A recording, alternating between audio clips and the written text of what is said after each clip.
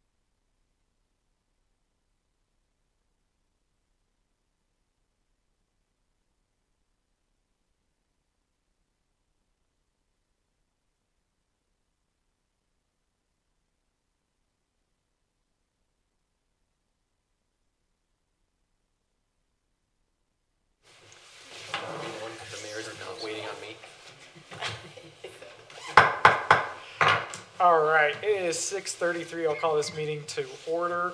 Welcome, everyone. Thanks for joining us. Please stand and repeat the Pledge of Allegiance after me.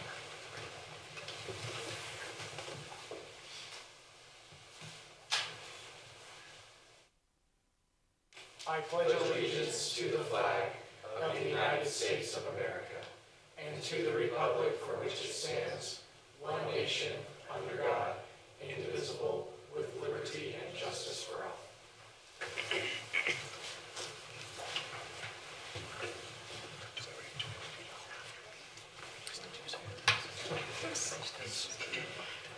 Rory, will you call roll?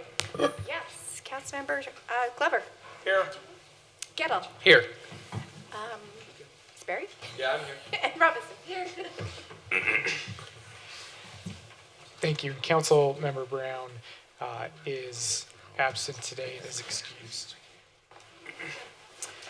All right, we'll turn it over to the Unified Fire Authority Department report. We'll hear from Chief Escarte.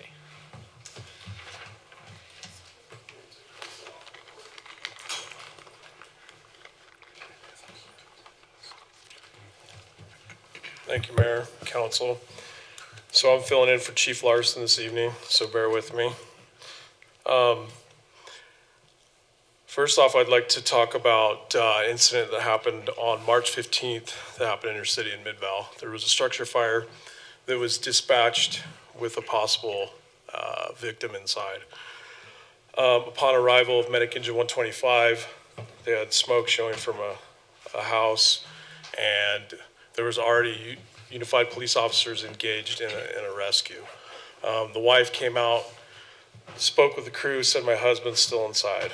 So I don't have the specific address. I would try to research this call before I came this evening. But what I like to highlight is police officers working with our firefighters in your city together to effectively rescue somebody from what could have been a tragic event.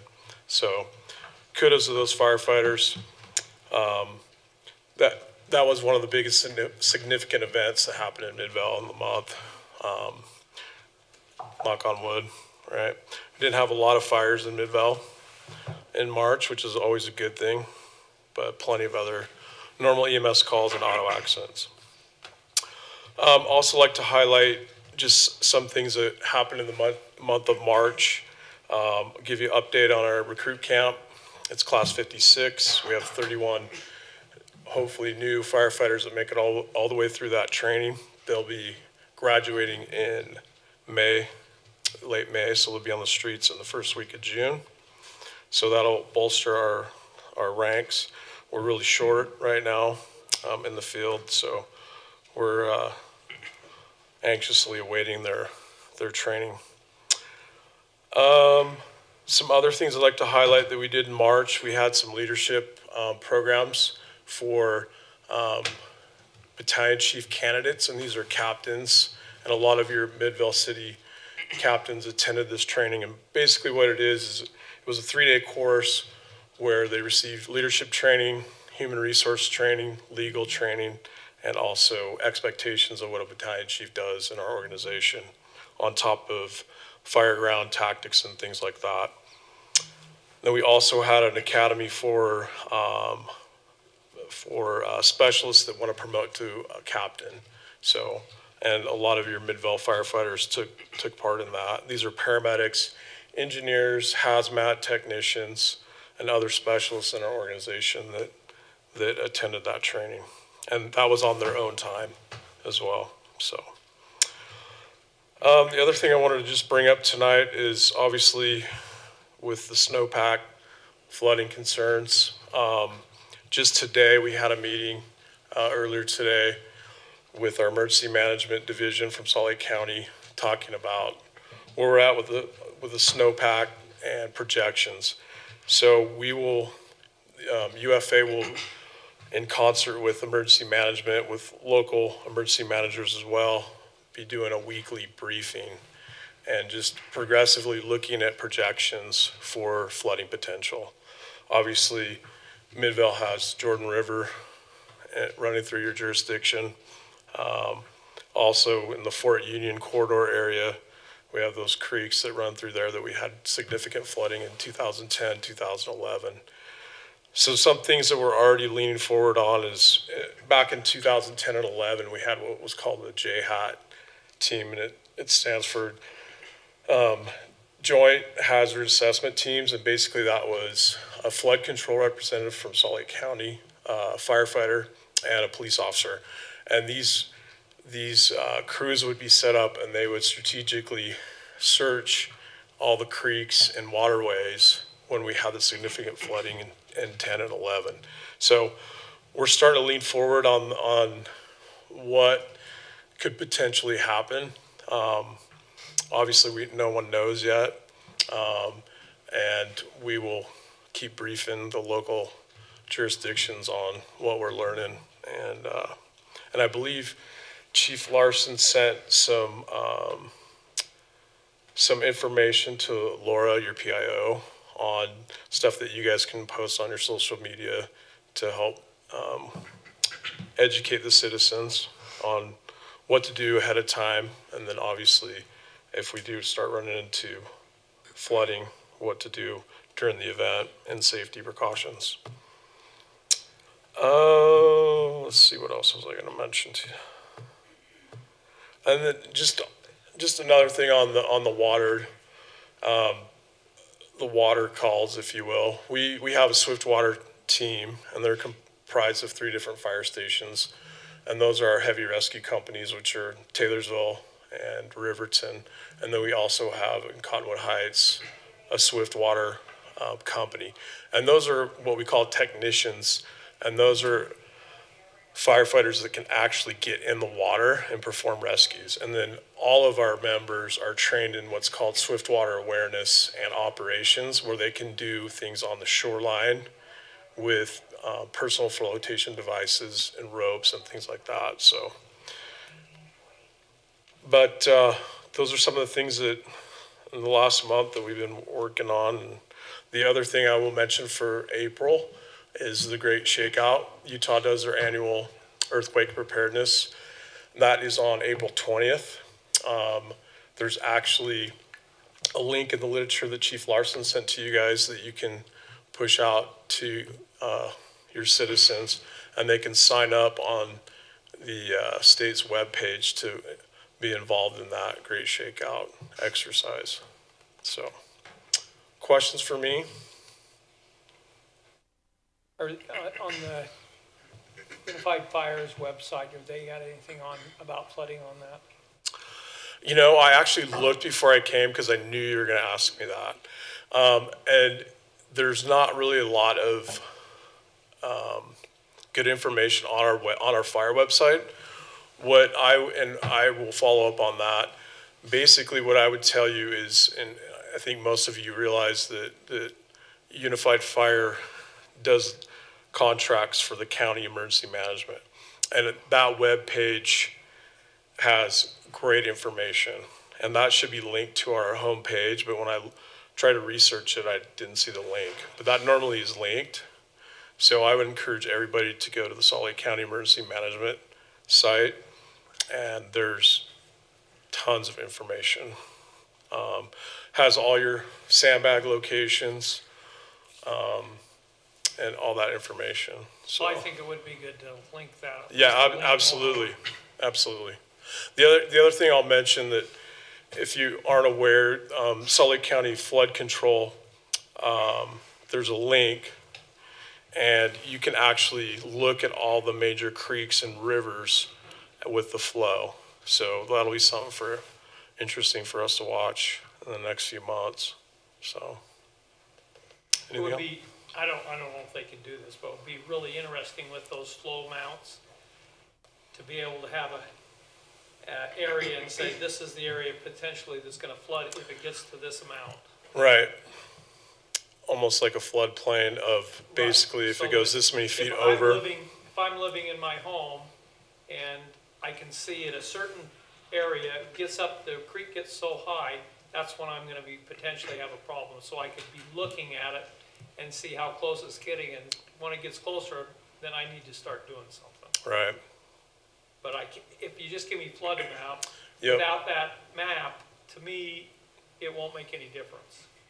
It'll say, yeah, it's getting closer, but when? And that's where I think as we approach to the summer months, I think a lot of that information hopefully will be delved into, and we'll do some projections on that, because that your average. I mean, I'm not an expert at flood control or anything, and I just assume if a river or a creek's going to overflow, and I live near it, it's going to flood my house. And potentially, obviously, we'll need to work on sandbagging and getting all those things in order to make sure we can minimize any property loss ahead of time. So, Thank you. Thank you, Chief. okay, Appreciate your time. All right, next up, we do have the legislative update. I am going to recommend that we table that item until the end of the meeting. So after we go through after the discussion items as the last thing on the agenda, just recognizing that we're still getting heavy snow. Want to make sure that we get through anything where we can invite staff members who need to go home maybe as quickly as they can, so we get to those items first. Mayor, I move that we table general business item D. Second? Okay, we have a motion and a second. Any discussion on that? All in favor, please say aye. Aye. Yes. Any opposed? Okay, that is been moved to the end of the agenda today. Moving on to public comments. Any person wishing to comment on any item not otherwise scheduled for a public hearing tonight may address the city council at this point by stepping to the microphone, giving their name for the record. Do we have any public comments? All right, seeing none, we'll move on to reports. Just want to, again, for residents, as this snow keeps coming, please keep your vehicles off the roadways so our plows can get through, especially in neighborhoods on tight streets, that we don't park them on the roadways. And just want to give a huge shout out to our public works. I know this morning when I woke up, though my driveway was quite covered with snow, the road was clear. So thank you, Public Works, for that. They have been busy, hard at work, and will continue to do so until this snow has stopped. And then just lastly, on speaking of being prepared for flooding, on April 18th of this month in the evening, we do have an emergency preparedness event happening here at City Hall. So hopefully we have a good turnout for that and can help people be prepared not only for flooding, but many other natural disasters that could occur. With that, we'll go to council reports, and Councilmember Gettle. Thanks, Mayor. Appreciate it. Since it's our, 800th snowstorm currently going on again, thank you to UPD and Public Works for maintaining peace and order during snowstorms. I know people seem to get a little wound up whenever there's a snowstorm, but you guys are doing a great job. Also, a resident reached out to me. She lives in 7th East. And she said she uses a wheelchair, and there's a particular part of her sidewalk that's overgrown with bushes.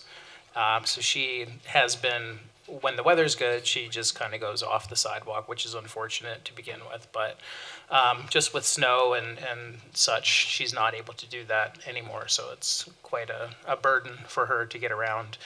So I was just hoping maybe we could have code enforcement take a look and see who, I couldn't tell from the picture, like who might own this bush. So I do have the address. Councilmember. Yes. Just so you know, that has, this resident reached out to myself as well. Our code enforcement officer got over there today, spoke with the property owner, and Perfect. it should be fixed pretty quickly. Okay, awesome. Well, And he did, our officer communicated that with the resident who let us know about the issue as okay. well. Just to be sure, it's 7th East, right? Yes. Because it Yes. could very well be. Okay, cool. I think, one other thing with the animal services, they want to have that event that she spoke of with the dog mayor, Mayor Blueberry, August 4th. I thought to coordinate it with our filing period for the council seats, so that we could have, that. But they do want us to confirm the date. I believe it was August 4th. And they want to know, and I told them it probably wouldn't be an issue, but they wanted us to provide refreshments. They'll provide the dogs and cats and such. I'll forward that along to you, Matt. Yep. Her request for 8/4. And I'm sorry, I don't know exactly the details. I know they wanted to kind of parade these candidates, which I think is cool, but I mean, we are in office, so dogs tend to do things that are uncontrollable. So I don't know how that would work, but she did mention that we've had similar events here at City Hall where they've brought in animals, so I assume that it wasn't a problem in the past. Yeah. I'm assuming most employees wouldn't have a problem with cute dogs and cats running around for a half a day or so. But okay, I'll forward that along to you, Matt. Just wanted to let everyone know about it. Thank you, Mayor. Okay. Yeah. Heidi has brought up that is the week of harvest days. Yes, it is. And at this point, I don't think that would be a huge conflict. Can you remind me how long? They're thinking 6 to 8 hours. No, just like a yappy hour. Yeah. Kind of thing. We can make that work. Okay, cool. And actually, now that you mentioned that, sorry, I'll just talk for a little bit longer. I thought because she came up with this date on her own based on our filing period, I did realize that it was harvest days, and I thought that maybe that could be an unannounced kind of harvest days event. Come to City Hall on whatever day of harvest day week and see these animals. I like it. We'll figure that out, and maybe I'll reach out to Molly as well. Okay. That's it. All right, Thanks, Mayor. thank you. Councilmember Robinson. I have nothing tonight, Mayor. Okay, Councilmember Glover. The only thing I have had some calls about potential flooding, where to get sandbags and those kinds of things. So hopefully on our website, we can either put a link or do something that helps our citizens. Yeah. Because they're starting to get concerned. Yeah, and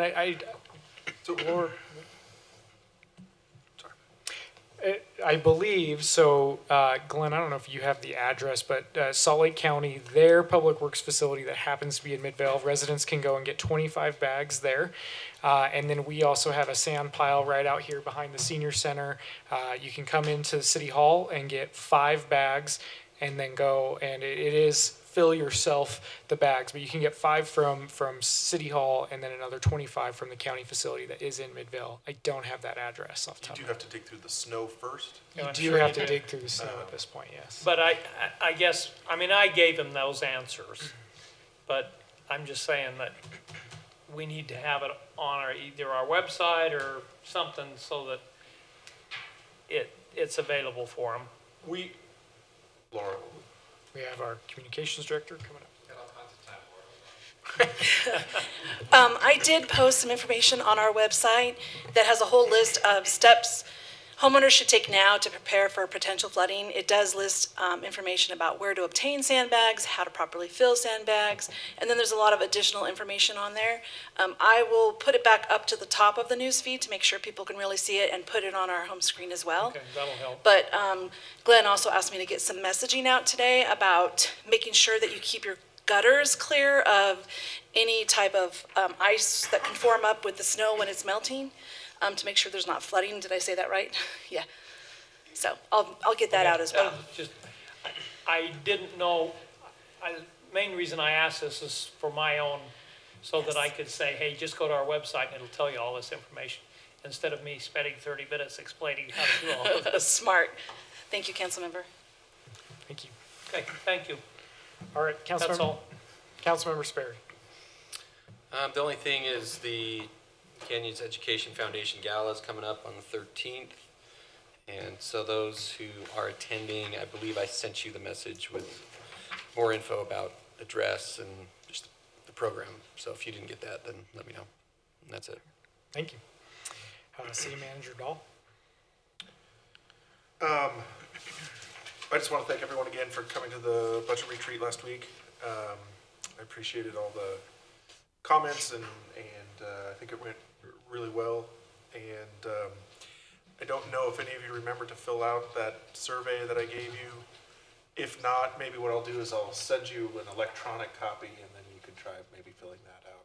Just again, it's just trying to make sure that we're tailoring it to what you guys need for next year.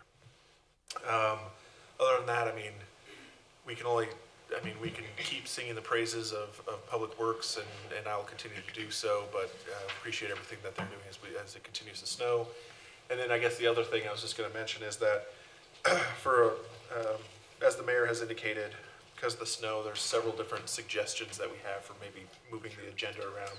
So I appreciate your flexibility in considering some of those adjustments. And with that, that's all I've got. Thank you. Okay, so speaking of, we do have a public hearing tonight, but that is scheduled for 7, and we are not at 7 yet.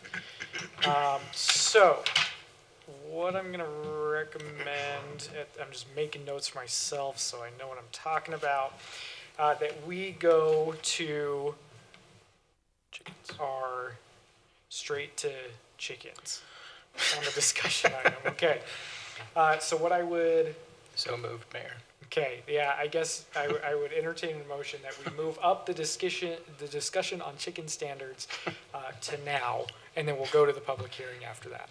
Mayor, I move that we consider chicken standards.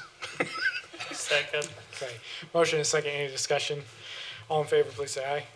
Aye. Aye. Yes. Any opposed?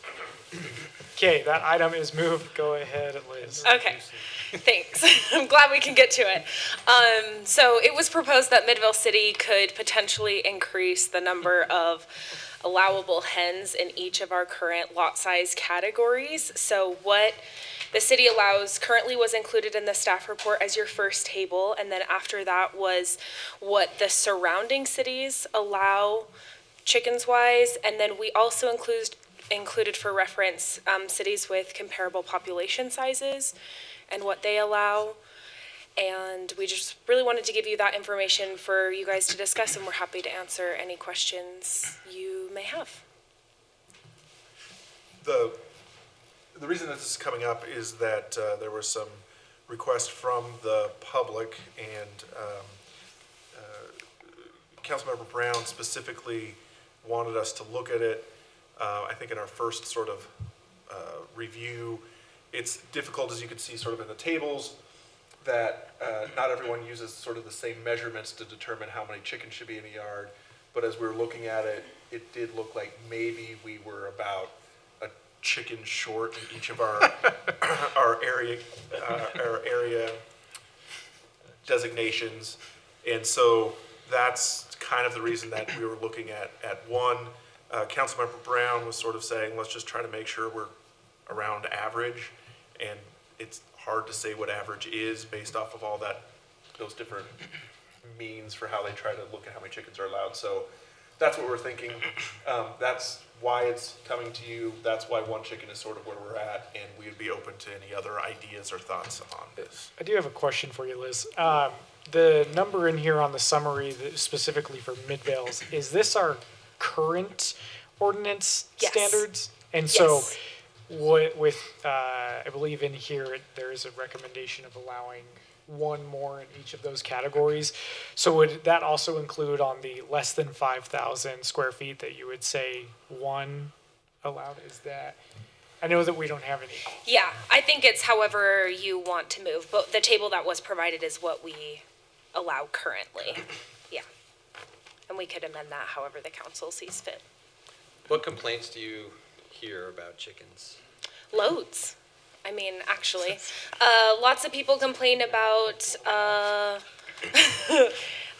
the attraction of other animals. I mean, we get equal number comments of people in support as people against, I would say, for every chicken coop that we get. I mean, correct me if I'm wrong, Vendeline or Adam, but I would say that's probably pretty accurate. Most of it has to do with people don't want them there, and yeah, the attraction of like raccoons and other animals. People don't like that. So I haven't looked at our ordinance, but I know I mean, yeah, you can have them and you can bring in, I mean, they can attract other vermin, right? Yeah. If you don't take care of them. I mean, there are specialists, I know that are out there that talk about here's the proper care for backyard chickens. And so do we incorporate any of those standards into the ordinance? And open disclosure, I've not looked at our chicken ordinance. Okay. Well, I'm not sure what the specialist standards maybe are for backyard chicken. I'm only familiar with ours. I didn't know this. I deposed a backyard chicken specialist earlier this year, so I learned more about it, but I did not know this before. Okay. So I can give you names, lots of articles he's written. Okay. So- I mean, we do have standards about them being like kept in a coop and certain standards of like access to water and things like that. So beyond what that might entail, I'm not sure that I could speak to that without further I'll research. send They do have to get a specific permit to have them too, so that's another thing that we run into issues with is unpermitted chickens. I can only imagine. Okay. Okay. My I'll question. send stuff to you. My question about all of this is, it just being part of the debate that was happening with residents who were pushing for this. It seems to me that the prevailing thought among them is that adding one chicken was not satisfactory to like the point that people were making and wanting to have more chickens is that eggs are expensive currently. They may not be as expensive or as hard to find months from now. So, like, it's just one of those things. Are we doing something that makes sense for Midvale City to increase the number of chickens by one? Or are we being very reactionary to a very, hopefully, temporary problem? And then the other issue is one of the reasons why eggs are so expensive and difficult to find. I don't know if that's even still the case. I'm not an egg person, to be honest with you, so I don't know. But it's because of there's a global avian flu. So is increasing the number of chickens the smartest thing to do? Because now you just have one more chicken that could possibly become infected with the virus that's making the problem. So it's kind of, I've been working on this, just wait for it. It's kind of like the chicken or the egg. Like what, is it going to help with that problem or is it ultimately going to hurt is some of the questions I have. And are we doing this as a reaction to like what one or two people within the city want and weighing that with, is it actually the best thing for a city our size and a city that is more densely populated than basically any other city in the county? Liz, do you happen to know how many chicken permits we have currently? Not off the top of my head. We could probably pull a report and tell you how many permits we've issued or have licenses. I'm just curious, do we have 5 or 1,000? I don't know if you have Like a ballpark. probably since I've been here, we've done maybe 8. Yeah, and I've been here almost a year and a half. So like citywide, we might have 50 people total or maybe something like that who yeah, have chickens that I we don't know that I about. could really speak to what was done before I was Yeah. here, but yeah, I would say something 10 around that. 10 to 50 is probably. It wouldn't have been a lot because we didn't have this ordinance Okay. before. And it hasn't been that long we've had it. How many Okay. applications the- are pending? Some of the permits that we've processed two for this currently. are because of code enforcement issues as well. So I'm sorry, Adam. will you some say of that? the permits that we've processed for chickens are because of code enforcement issues. Got it. So I don't know. I don't feel that adding one addresses the problem. If we're going to address the problem that was raised to us, I don't think one chicken helps a lot of people. I also don't know, like, what does one chicken, how many eggs do you get out of one chicken per week, month, year? So, I mean, maybe I'm wrong and one chicken will add Well, hundreds and hundreds of eggs. If to- it was, if it's just for your own family, one extra chicken probably would help. If you could only have, what do we allow, 2? 3 might be just enough for, I mean, it could help. Yeah. I don't I mean, I personally don't want them under 5,000 square feet. It's just getting too close to your neighbor. Yeah. And, Oh, well, that's a good point. So under 5,000 square feet, we have 0 now. So we're not proposing that a person under 5,000 square feet could have 1, because that would be adding 1 to every category. Or are we? well, that's up to us, but I would oppose that. And two quick things. One, it depends on the chicken breed, but generally you're going to get 6 eggs a week out of one chicken. Two, How do you know that? the Minnesota extension says that. You should have went to Utah State. Yeah, I just typed in chickens laying eggs, and that's what it. Hens begin laying eggs around 6 months of age and continue for 5 to 10 years, with peak production in the first 2 years. They lay roughly 6 eggs a week. There you go. According to Minnesota. I should have looked at Utah State. This could be bad information because it's I'm Minnesota. just teasing you. No, I know. It's colder there. I don't know. But the other thing I was going to say is, I just want to be clear. We were responding to a request from a council member who's not here tonight, and so as Liz said, we probably get as many complaints as we do with as people sort of wanting chickens and all that kind of stuff. And so, I mean, we're not pushing a change. We're just presenting a request that was made. So What I noticed about this argument is there were a lot of people saying, like, why don't we allow chickens in Midvale? And then, we were jumping in and saying, we do allow chicken. Here's the number of chickens we allow. So it just seems like, and I know Bryant is very good at advocating for his residents, but it also just seems like a problem. What do they say? Problem in search of a solution. I don't know. One of those things. Like, is it really a problem right now? And is adding 1 chicken going to solve that problem for people? And I don't think so for either one.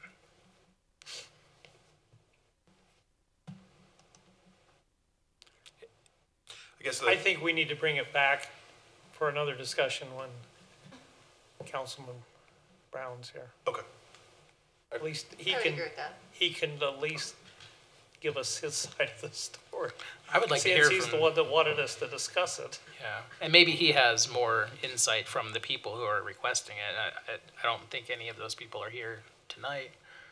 So, again, is it like something that's that critical of our time and resources if those who are requesting it aren't even really here for the discussion about it? Okay. Elizabeth, I'm going to email you about a dozen documents. Okay. I'm not going through them. Sorry. You can read through them. Okay. So, All right. We'll plan on coming back then at a later meeting to discuss that.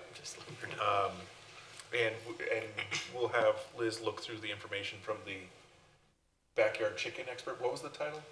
he is from Utah State. Yeah, he's an expert on I will let you know how backyard our chicken standards raising. differ. He's a nice guy. Call him. He'd probably love to talk to you. Okay. So, he currently lives in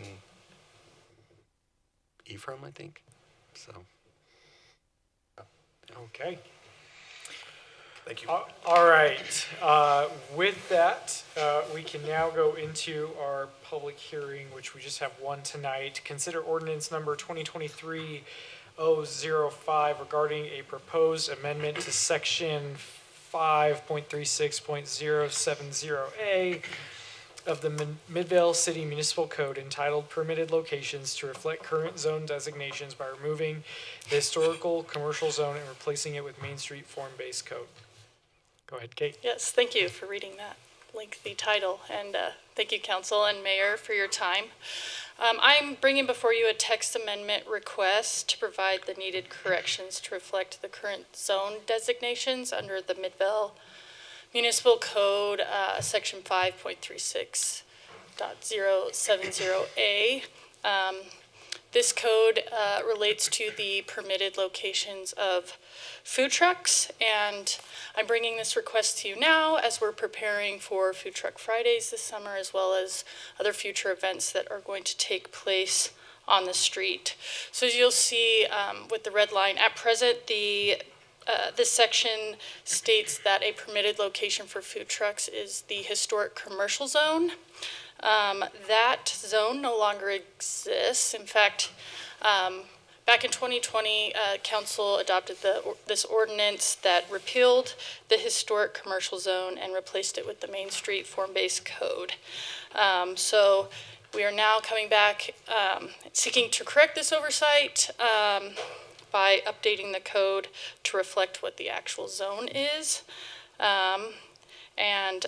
After we have the public hearing and whatever council decides to do, if you decide to move forward, staff is asking that we suspend the rules, as this is something that should have been updated with the adoption of Main Street form-based code.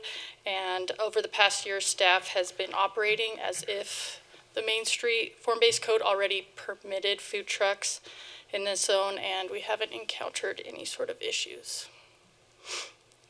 And I'm available for any questions if you have them. Okay. Is there a motion to open to public comment? Not seeing. Mayor, I motion that we move into a public hearing. Second. Okay, we have a motion and a second. Any discussion on that? All in favor, please say aye.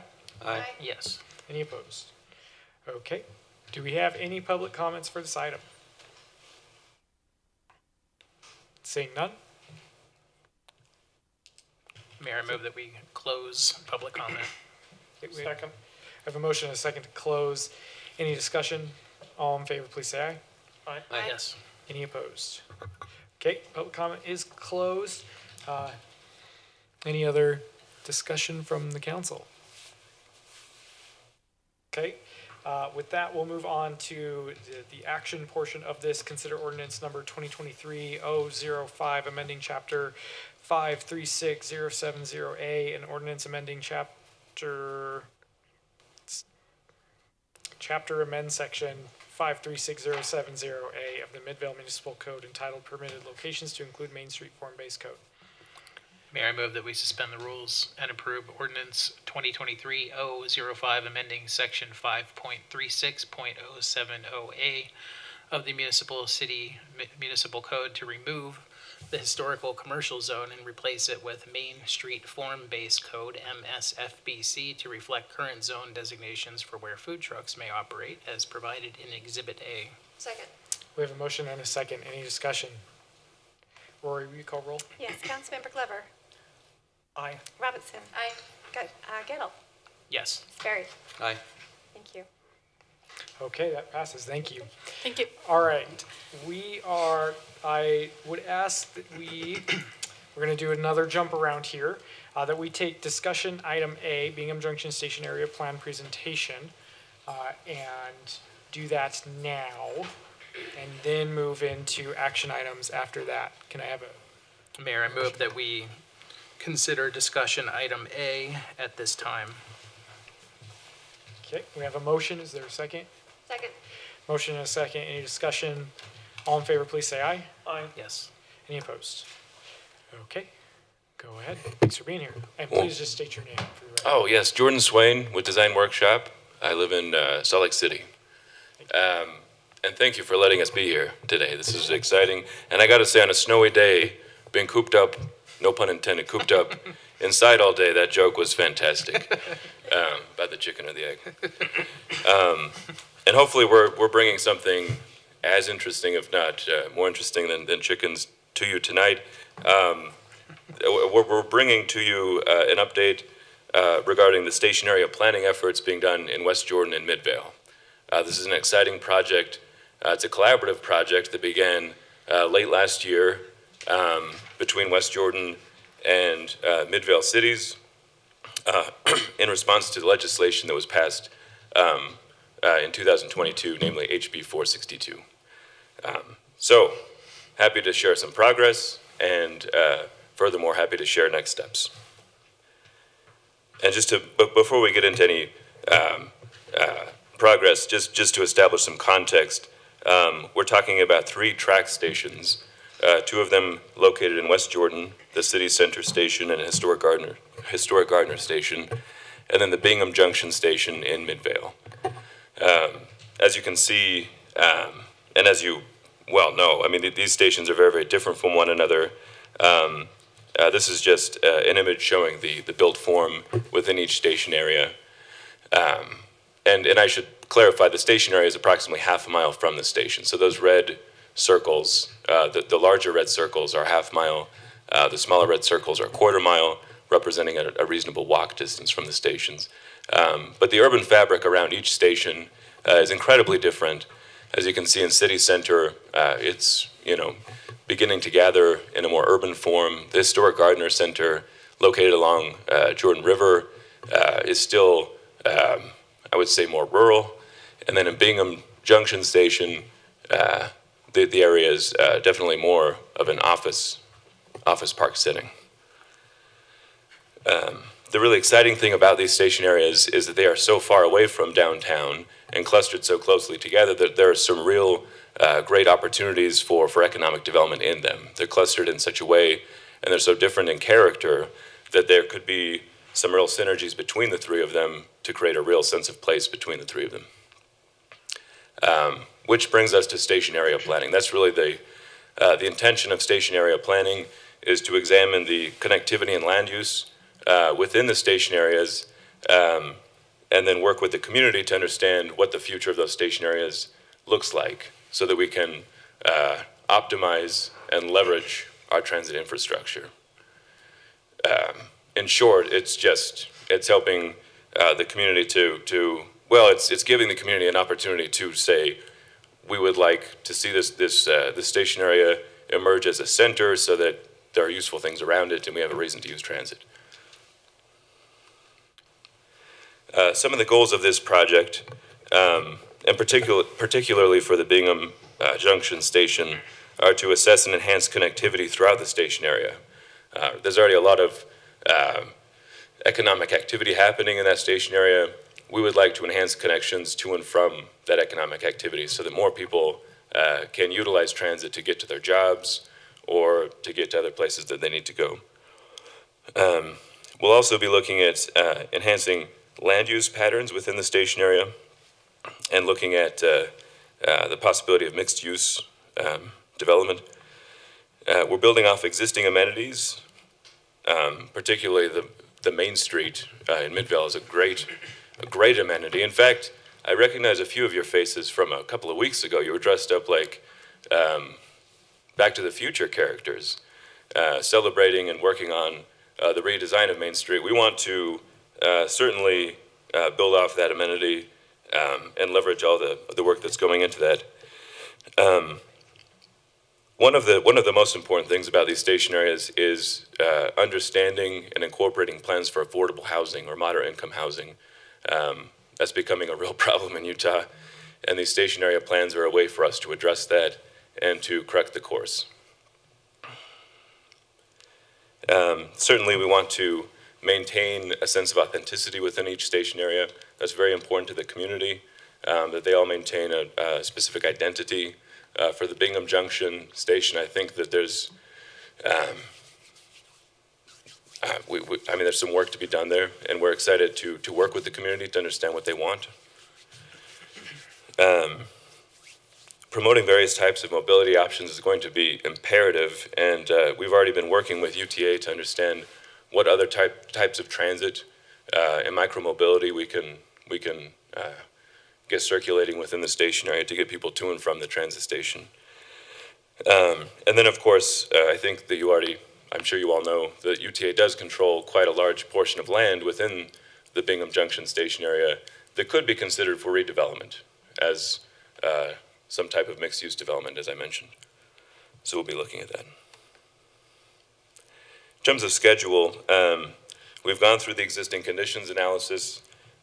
We've released a survey, and we've worked with major stakeholders within these areas, and we've started to put together visions for these station areas. And now, I guess I like to compare it to like sculpture, right? As a younger man, I was a sculptor. I really like to sculpt, and the way I like to look at these station area plans is we've gathered a whole bunch of clay, right? We've gathered a whole bunch of material together through the existing conditions analysis and through hearing from the community, and now we're ready to give that clay form, right? And to do that, we will be engaging in a design charrette. on the 19th of April. That will allow us to take all of that material to the community and then hear back from them regarding what form they want it to take.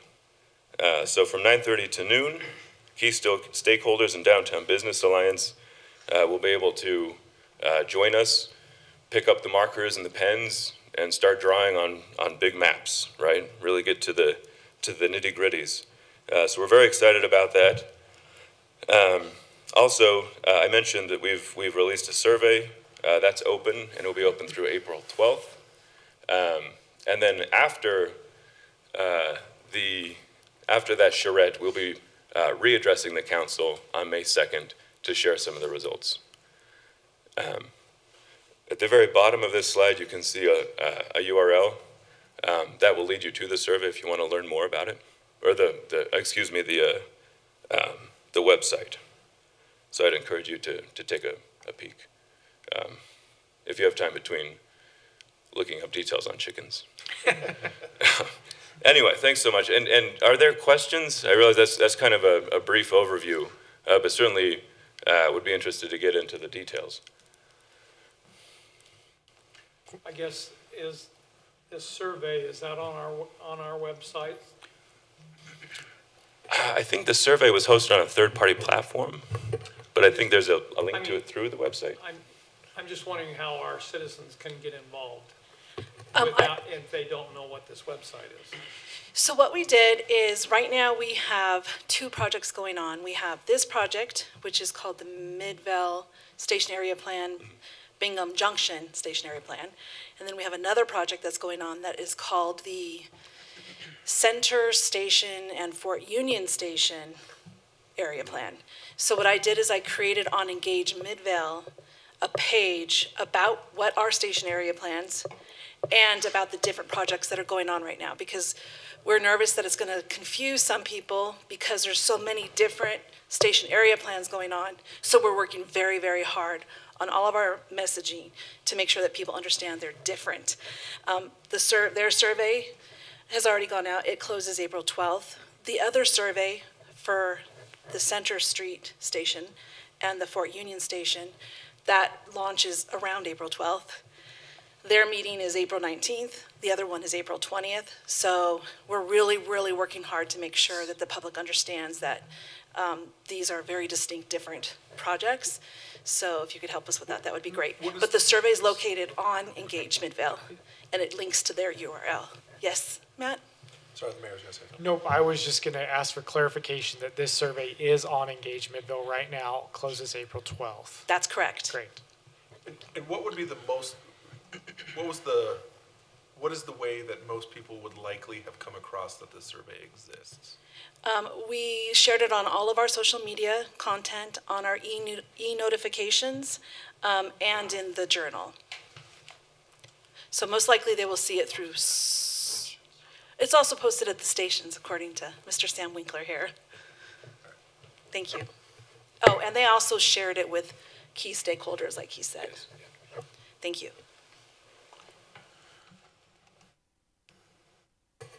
Any other, So much planning work going on, it's confusing, right?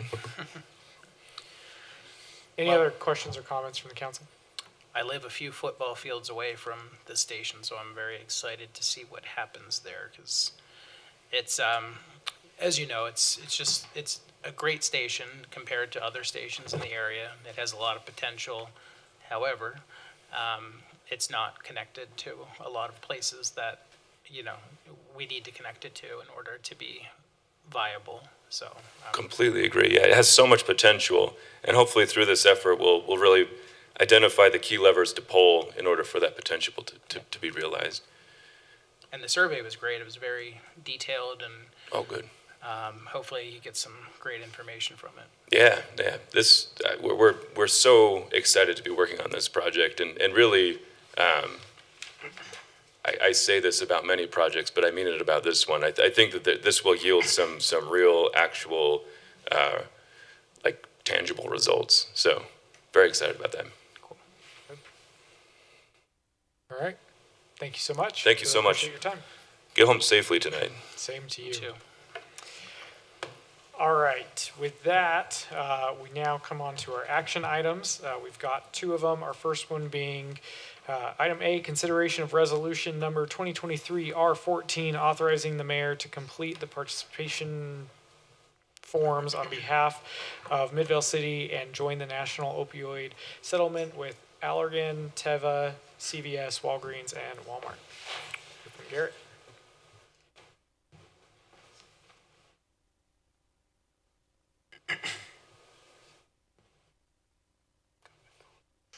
For the sake of time, I'll just ask if there's any additional questions from the last time that I presented a couple weeks ago. Nothing material has changed since that presentation. We're just looking for authorization to allow the mayor to go online, join that settlement, and complete those participation forms. Not seeing any questions or comments. With that, I'd entertain a motion. Mayor, I move that we approve resolution number 2023 R14, authorizing the mayor to complete the participation forms on behalf of Midvale City and join the opioid settlement with Allergan, Teva, CVS, Walgreens, and Walmart. Second. We have a motion and a second. Any discussion on that? Rory, we call roll. Yes, Councilmember Robinson. Yes. Gettle. Yes. Sperry. Aye. And Glover. Aye. Thank you. That passes. For any residents watching this online, at our last council meeting, we had much more of an in-depth conversation about this process and what it means for us to sign on to this. All right, item B, consider resolution number 2023 R15, approving the mayor to enter into an agreement with KCHM for audit services for fiscal year 2023. Nate. Thank you. I'm covering this for Mariah. This is, like the mayor said, approving the agreement for the annual audit. There were several, I think there were three. Because of the administrative rule by the state auditor, this decision is made by the governing body, which is you. And so in our last meeting, the council selected KCHM to be the auditor. This is a one-year contract with the potential to do 4 annual extensions. So the total cost, if all 5 years were done, is $129,500, which is about, depending on the types of audit that need to be done each year, about $27,000 a year. So if there's any questions on this, but again, it was decided by council, so hopefully you agree with your recommendations. I object. Any questions or comments for Nate? Okay, I'll entertain a motion. I can't find it. While they're finding that, just another reminder to anybody listening online that this is again another item that we had a longer discussion about at our last council meeting. And if anyone's listening online, probably have something better to do. I'm joking. I do want to make a motion to approve. This is not anywhere. It's not there. So we'll Just have, use it all. yeah. Mayor, I move that we approve resolution number 2023 R15, approving the mayor to enter into an agreement with KCHM for audit services for fiscal year 2023. Second. We have a motion and a second. Any discussion? Rory, we call roll. Yes, Councilmember Gettle. Yes. Sperry. Aye. Glover. Aye. Robinson. Aye. Okay, that carries. Thank you.